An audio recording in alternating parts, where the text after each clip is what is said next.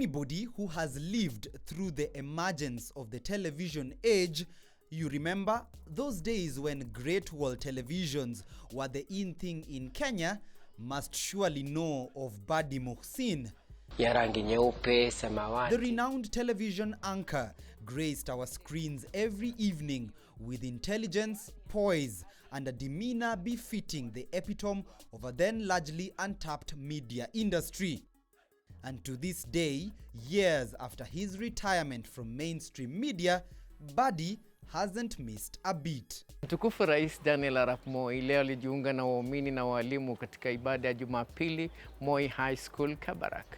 Mahubiri yalitolewa na Reverend Jones Kaleli. Miongoni waliokuwa katika mahubiri hayo ni mwenyekiti wa KANU Machakos Mulu Mutisia, mwenyekiti wa KANU tawi la Murang'a Joseph Kamodho na viongozi wengine kutoka sehemu mbalimbali za Jamhuri. He began his television career in the year 1980, the same year in which he moved to Biafra Estate, where he has since resided for nearly 40 years. Mimi nilipotoka Ushago from Kitui County. Nyumba ya kwanza kufika mtaa wa kwanza ni Biafra. Nilishawishiwa na watangazaji wa zamani. Ali Salim Manga was my neighbor here. Ali Salim Manga. Kulikuwa na watangazaji wengine California, Amina Faki, Aisha Mohamed, Adija Ali na wengine wa majengo kina Swale Mara, wengine wamefariki, Swale Athmani. Wengi wakanivutia, nikaona kwa vile mimi ni mtu wa mtaa, wacha na mimi niingie Biafra. It's a move he says he has never regretted since.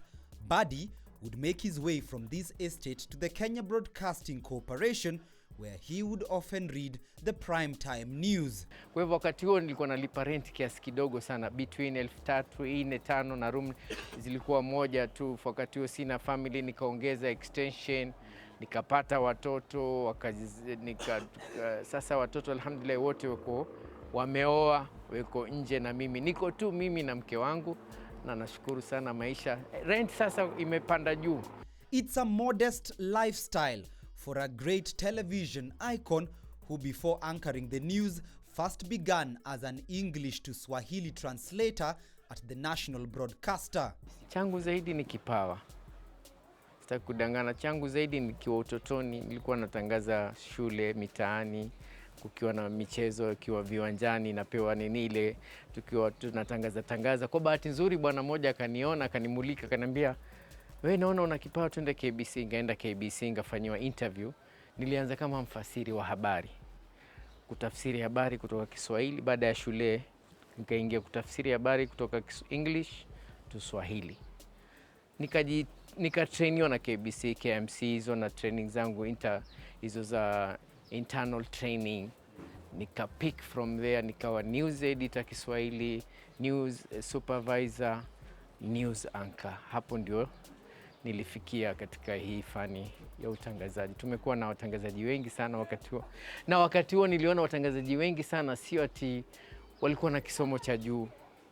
Ukiwa na sauti na sura, kama ni TV wanaangalia sura na sauti, kuna wengi watangazaji wa zamani walikuwa na vipawa sana vya utangazaji bila ya kuwa na kisomo cha juu kama sasa wengi wanasoma, wana madegree na nini.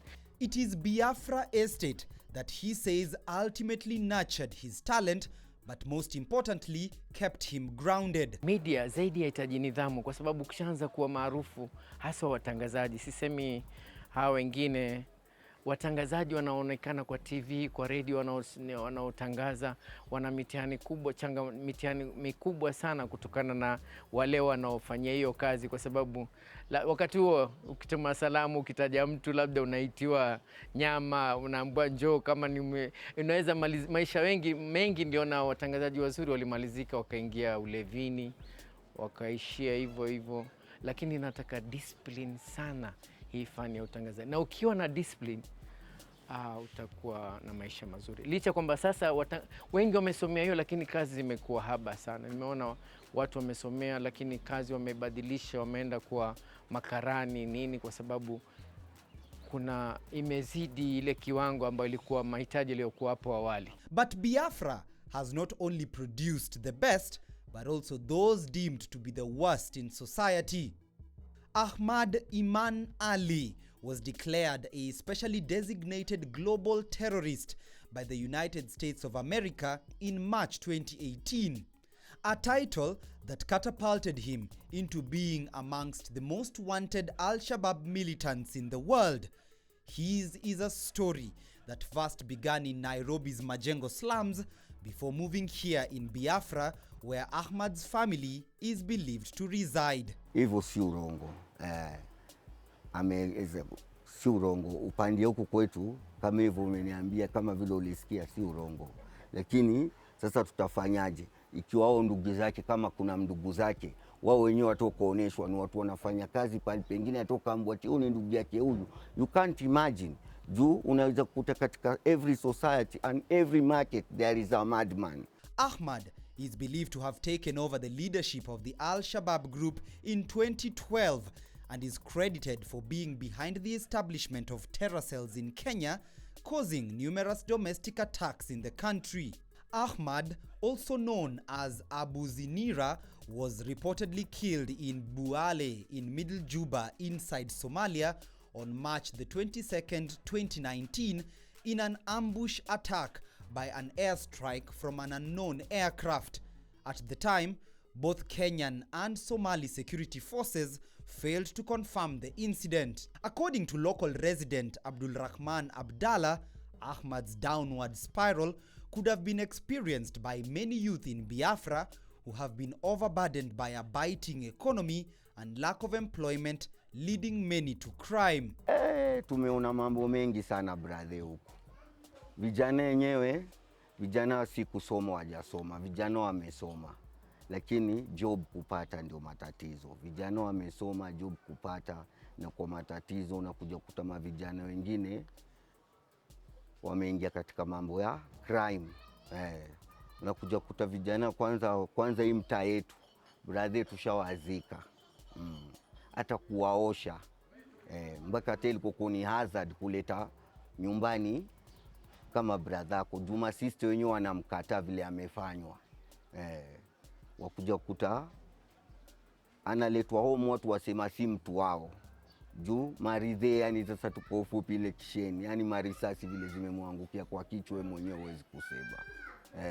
Sasa hata siku hizi at least watu hata mtu akipigwa mfee twamuoshea tu Kariakoo direct tumleti home. The crime and brutal violence meted upon the youth of this estate, perhaps a mere coincidence of how Biafra acquired its name. The estate was named after the state of Biafra, located in West Africa, which seceded from Nigeria between the 30th of May 1967 and January 1970.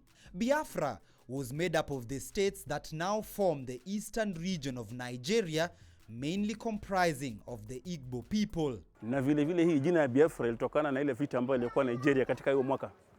Biafra wao katika ile state moja katika kule Nigeria kiitwa Biafra. Sasa wakati hii kijengwa ikawa nicknamed Biafra, maana yake ndio ilikuwa wakati huo inakuwa initiated. The state, which had its own flag as well as a coat of arms with its capital in Enugu, was about 77,306 square kilometers with a population of about 13.5 million people in the year 1967. Tulikuingia hapa sisi tukasema tutajiita hapa muhajirin. Kwa njia nyingine ya Kiislamu muhajirin watu walikwenda kuhajiri pale, ni wahamiaji wa pale. Tukafuata historia ya Mtume wetu Muhammad sallallahu alaihi wasallam alipokwenda Madina, yeye alikuwa ni muhajirin na wale waliopokea kula kwa ansar. Lakini mtu mmoja tu au wawili akasema pana tujiiteni Biafra. Wakati huo ni ile wakati wa vita ile Biafra ya Gowon na ule nani ule Ojukwu wanapigana huko Nigeria. The secession that had been led by General Chukwuemeka Odumegwu Ojukwu, who later became president of Biafra before fleeing to Ivory Coast on exile. He had claimed that the federal government of Nigeria had discriminated against the people of the east and south of that state, mostly the Igbo, denying them critical government services, leading to economic, cultural, ethnic, and religious tensions in the area. The state of Biafra would formally be recognized by Gabon, Haiti, Ivory Coast, France, Tanzania, and Zambia before troops from the federal government of Nigeria, who had engaged the unequipped Biafran military on a 2.5-year civil war, finally recaptured control of the region. By that time, nearly 2 million Biafran civilians had died, mostly from starvation caused by the total blockade of the region by Nigerian and British troops. Even though the region would ultimately fall back into the hands of the Nigerian government, calls for secession have never ceased, with the movement for the actualization of the foreign state of Biafra being formed in 1999 and calling for a peaceful separation from Nigeria. Many of the leaders of this group have since been arrested and charged with treason. Nairobi's Biafra estate was constructed in 1967 by the Kenyan government as part of a settlement scheme for tenants then living in Majengo slums. 242 one-bedroom housing units were built in total. The residents saw it fit to name the estate Biafra because, just like the seceded West African state, they too had separated themselves from the harsh living conditions in Majengo slums. Jina Biafra ni mji wa kujitenga, si unaona umejitenga na Majengo. Lakini jina rasmi au official kwa City Council ni Pumwani Relief Scheme. Pumwani Relief. Hata tukilipa ile katika risiti, makaratasi yote yanaandikwa Pumwani Relief. Hilo ndio jina neno mahsusi au rasmi. Ndio jina kamili la mtaa huu. Lakini Biafra sasa imeshika sana. Watu wanajua Biafra, Biafra. Water problems at the Pumwani Relief Scheme have since been causing residents sleepless nights, and the dire situation has led a few of the area youth to take advantage of the scenario to make business thrive. Sijui ni tutaita ni pressure ya maji ndio yuko chini ama ni nini. Kuna kidogo wakati huu maji hayaji na ile pressure ambayo inatakiwa. Lakini wakati wa nyuma kulikuwa na pressure, sasa sijui kama kuna rationing, lakini maji kidogo tunapata. Sengine utakuta usiku ndio maji yanakuja mengi, lakini mchana kunakuwa na upungufu fulani wa maji. Tuna usumbufu sana wa kupata maji hapa Biafra.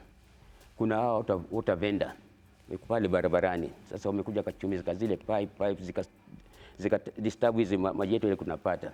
Sasa kuna baadhi ya watu wengine mtaa kule juu, nikiwa na mimi mmoja, maji siku ya Ijumaa usiku ikifika saa 12 hatupati maji, Jumamosi hatupati maji, Jumapili hatupati maji, mpaka Jumatatu inakuja saa 4 usiku. Hiyo weekend yote mpaka tujitayarishe kuchota maji.